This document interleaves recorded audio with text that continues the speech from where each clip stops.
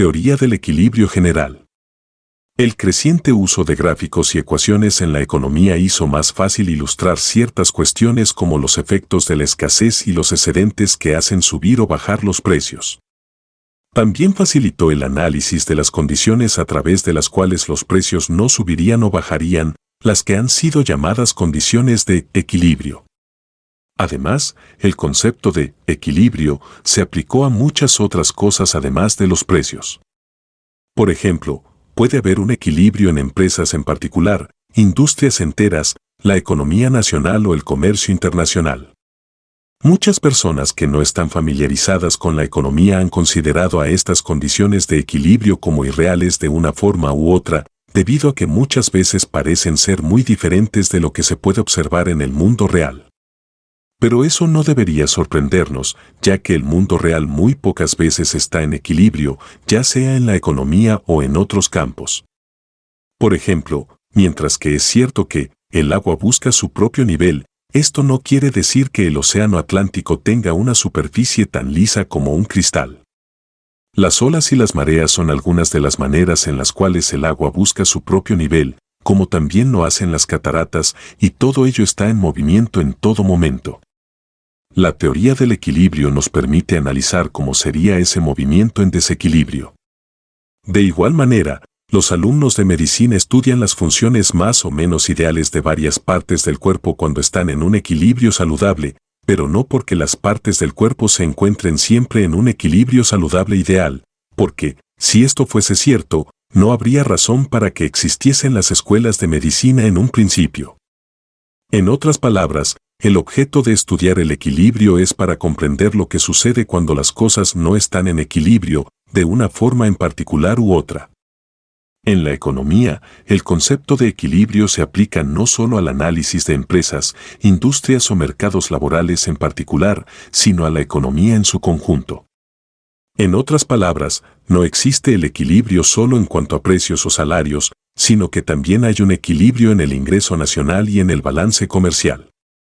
El análisis de las condiciones de equilibrio y desequilibrio en mercados específicos se ha denominado microeconomía, mientras que el análisis de los cambios en la economía en su conjunto, como la inflación, el desempleo o los aumentos o disminuciones en la producción total, se ha denominado macroeconomía. Sin embargo, esta conveniente división ignora el hecho de que todos estos elementos de la economía afectan los unos a los otros. Irónicamente, fueron dos economistas soviéticos que vivían en un país que no contaba con una economía de mercado, quienes observaron un hecho crucial sobre las economías de mercado cuando dijeron: todo está interconectado en el mundo de los precios, por lo que el cambio más pequeño en un elemento se transmite a través de la cadena de millones de otros. Por ejemplo, cuando el sistema de Reserva Federal aumenta las tasas de interés sobre el dinero prestado para reducir el riesgo de inflación, puede provocar una caída en los precios de las viviendas, aumentar el ahorro y hacer que las ventas de coches caigan, entre muchas otras repercusiones que alcanzan a todos los sectores de la economía. Dar seguimiento a todas estas repercusiones es prácticamente imposible, y analizarlas en teoría es un reto tan grande que ha habido economistas que han ganado el premio Nobel por hacerlo. El análisis de estas complejas interdependencias, ya sean microeconómicas o macroeconómicas, es llamado teoría del equilibrio general. Es lo que J. A. Schumpeter llamó en su obra Historia del Análisis Económico un reconocimiento de esta omnipresente interdependencia, que es la realidad fundamental de la vida económica. La figura más importante en la teoría del equilibrio general fue el economista francés Liam Walras, 1834 a 1910, cuyas complejas ecuaciones simultáneas crearon esta rama de la economía en el siglo XIX. Sin embargo, anteriormente, en el siglo XVI, otro francés, François Queneau, 1694-1774, buscó una noción sobre el equilibrio general con una compleja tabla de líneas que se interceptaban, conectando varias actividades económicas unas con otras. Karl Marx, en su segundo volumen de El Capital, igualmente utilizó varias ecuaciones que mostraban cómo partes específicas de una economía de mercado afectaban a otras partes de esa economía. En otras palabras, Walras tuvo predecesores, como la mayoría de los grandes descubridores los tienen, pero sigue siendo la figura más trascendental en este campo. Mientras que la teoría del equilibrio general es algo que se puede dejar para los estudiantes avanzados de economía, hay ciertas implicaciones prácticas que deben ser comprendidas por todos.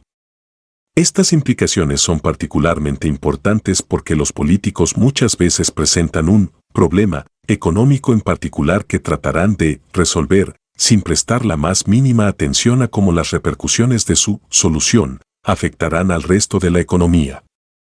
Por ejemplo, las leyes que fijan un límite a las tasas de interés que pueden ser cobradas sobre ciertos tipos de préstamos o sobre los préstamos en general, pueden reducir la cantidad de préstamos que se dan y cambiar la composición de las personas que pueden recibirlos, en especial, haciendo que las personas de bajos ingresos no lleguen a ellos, al mismo tiempo que afectan el precio de los bonos corporativos y las reservas conocidas de recursos naturales, entre otras cosas.